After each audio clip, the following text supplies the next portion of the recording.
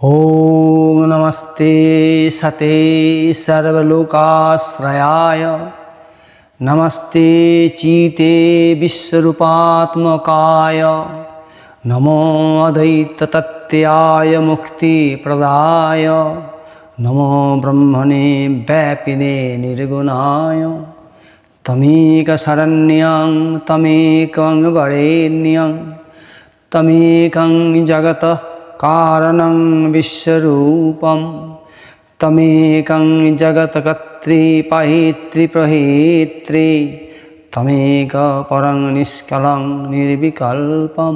वेदांत प्रवचन। वेदांत शास्त्र समग्र मानव जाति के सावधान करছেন, हे मानवगण आमार कथा शोनो।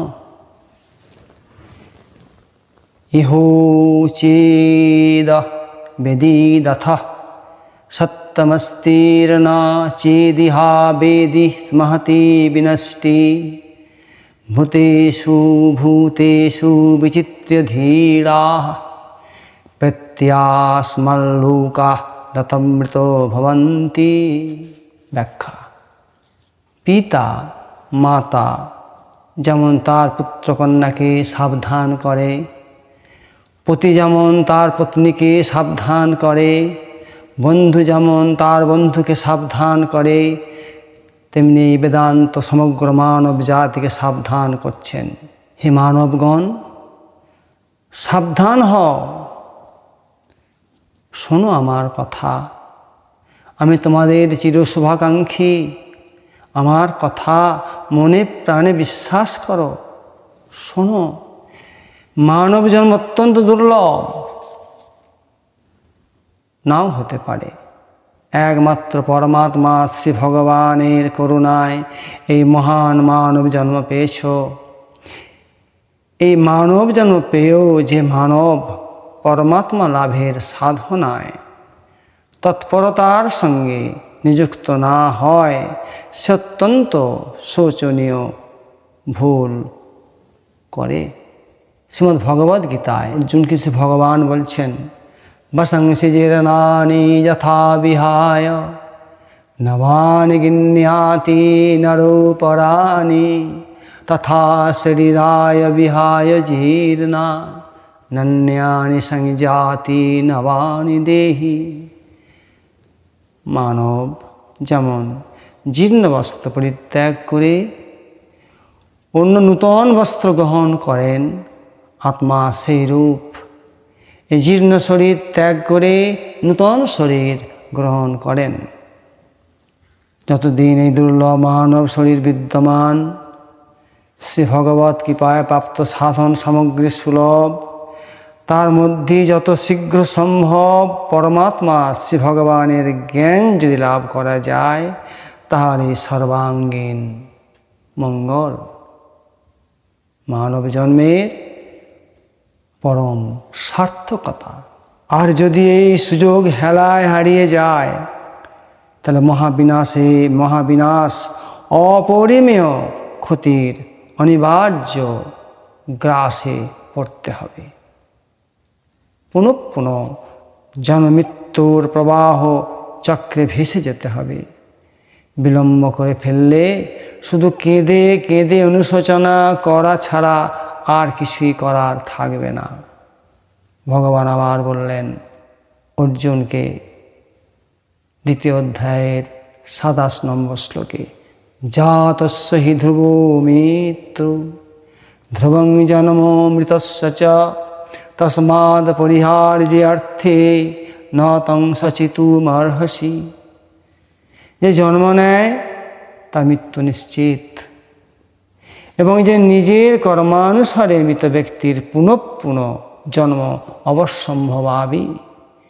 এই অপরিহার্য বিষয়ে তোমার শোক করা উচিত নয়। সংসারের পুনঃ পুনঃ জন্মমৃত্যুর প্রবাহ চক্রে ভেসে যেতে হবে। বিলম্ব করে ফেললে শুধু কেঁদে কেঁদে অনুশোচনা করা ছাড়া আর কিছু করার থাকবে না। তাই সংসারের ত্রিবিধ তাপ, এই ত্রিবিধ তাপ আদি ভৌতিক তাপ, আদি দৈবিক তাপ, এবং আধ্যাত্মিক তাপ।